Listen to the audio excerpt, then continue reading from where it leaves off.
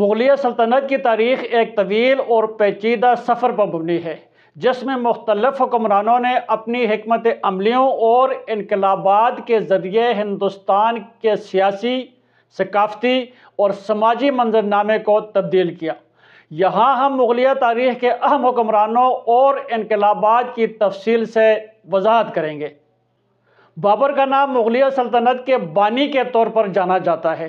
وہ تیمور کی نسل سے تھے اور وسطی ایشیا کے علاقے میں حکمرانی کر چکے تھے۔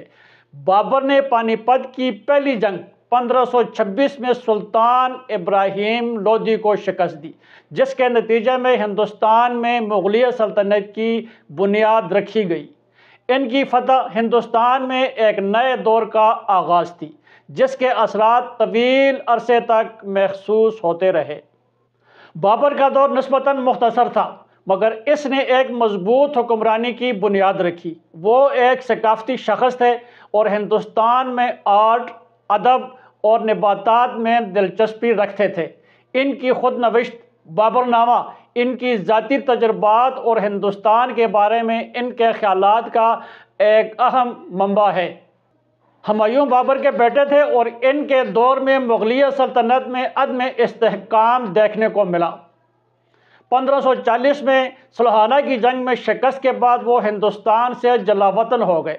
ہمایوں نے افغانستان میں پناہ لی اور اپنی سلطنت دوبارہ حاصل کرنے کے لیے کئی سال محنت کی۔ 1555 میں ایک کامیاب جنگ کے بعد انہوں نے دوبارہ دلی پر قبضہ کیا۔ ہمایوں کا یہ دور مختصر اور دشوار گزار تھا، لیکن ان کی کامیاب واپسی نے مغلیہ سلطنت کی بنیاد کو مستحکم کیا۔ ان کے دور میں سلطنت کی حدود میں اضافہ نہیں ہوا، مگر انہوں نے مغلیہ حکمرانوں کی طریقے کی اصلاح کی۔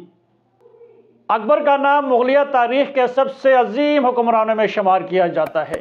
اس نے نہ صرف مغلیہ سلطنت کی حدود کو وسیع کیا، بلکہ حکومت کے نظام کو بھی بہتر بنایا۔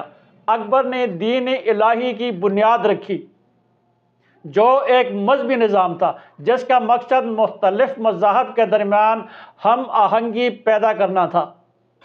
اکبر نے ٹیکسوں کی اصلاح کی، خاص طور پر زمین کی ٹیکس پالیسی کو بہتر بنایا، جس سے سلطنت کی معیشت کو تقویت ملی۔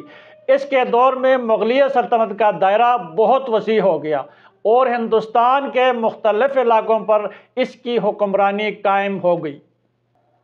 جہانگیر نے اکبر کے بعد تخت سنبھالا۔ اس کا دور نسبتاً پرامن تھا۔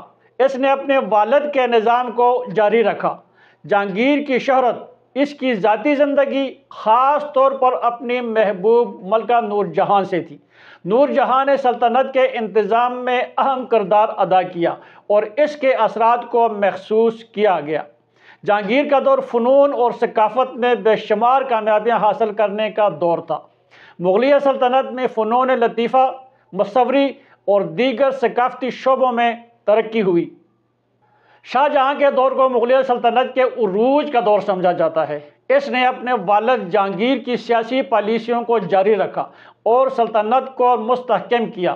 اس کا دور تعمیرات کے حوالے سے بھی معروف ہے اور اس نے تاج محل کی تعمیر کی، جو آج بھی دنیا کے عجائب میں شامل ہے۔ شاہ جہاں کا دور سلطنت کی اقتصادی ترقی اور ثقافت کے لحاظ سے اہم تھا۔ اس کے دور میں مغلیہ سلطنت نے بے شمار جنگیں جیتی اور ہندوستان کے مختلف حصوں میں مغلیہ اثر و رسوخ بڑھا۔ اورنگزیب کا دور مغلیہ تاریخ میں ایک اہم موڑ تھا۔ اس نے مغلیہ سلطنت کی حدود کو مزید وسیع کیا اور ہندوستان کے بیشتر حصوں پر حکمرانی کی۔ تاہم اس کے حکومتی انداز اور سخت مذہبی پالیسیوں کی وجہ سے وہ متنازع حکمران سمجھے جاتے ہیں۔ اورنگزیب نے سلطنت کے انتظام میں کئی اہم تبدیلیاں کی، جیسے محاصل کی زیادہ وصولی اور ہندوؤں پر سختی۔ اس کے دور میں اسلامی شریعت کو نافذ کرنے کی کوشش کی گئی، جس کے نتیجے میں ہندو و مسلم تعلقات میں کشیدگی بڑھی۔ اورنگزیب کے دور میں سلطنت کئی داخلی انقلابات اور جنگوں کا سامنا کر رہی تھی۔ اورنگزیب کی وفات کے بعد مغلیہ سلطنت میں داخلی فساد اور بدعنوانی نے سر اٹھایا۔ مختلف صوبوں میں علاحدگی کی تحریکیں شروع ہو گئیں اور سلطنت کی طاقت کمزور ہو گئی۔ انگریزوں نے اپنے قدم ہندوستان میں مضبوط کرنا شروع کر دیے اور آہستہ آہستہ مغلیہ سلطنت کا زوال شروع ہو گیا۔ مغلیہ سلطنت کے زوال کی ایک وجہ اس کی حکومتی نظام میں اندرونی انتشار تھا، جبکہ بیرونی حملوں اور انقلابات نے بھی اس کے خاتمے میں اہم کردار ادا کیا۔ 1857 میں پہلی جنگ آزادی کے بعد انگریزوں نے مکمل طور پر مغلیہ سلطنت کا خاتمہ کر دیا اور ہندوستان پر براہ راست حکمرانی شروع کی۔ نتیجہ یہ نکلا کہ مغلیہ سلطنت کا زوال مختلف اندرونی انقلابات، سیاسی حلفشار اور بیرونی حملوں کی وجہ سے ہوا۔ ان حکمرانوں اور انقلابات نے ہندوستان کی تاریخ کو گہرائی سے متاثر کیا اور اس کی سیاست، ثقافت اور معیشت پر دورس اثرات مرتب کیے۔